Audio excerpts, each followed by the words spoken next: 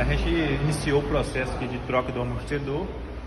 Aqui, ó, dá pra ver, devido ao amortecedor já tá ruim, acabou estourando a bucha do pé do amortecedor. Quando passa o quebra-mola, ó, aqui dá até pra ver onde ela tá pegando aqui na balança. Quando passa o quebra-mola, fica dando esse barulho. Aqui do mesmo jeito. Porém, essa aqui tá começando ainda a estourar. Na parte de cima e superior dá pra ver da bucha aqui, ó. Então a gente vai fazer a troca do amortecedor. Por quê? Porque a gente já fez o teste de rodagem. O amortecedor realmente está ruim. O final de curso dele tá dando aquelas pancadas secas. Então por isso que a gente vai fazer a substituição.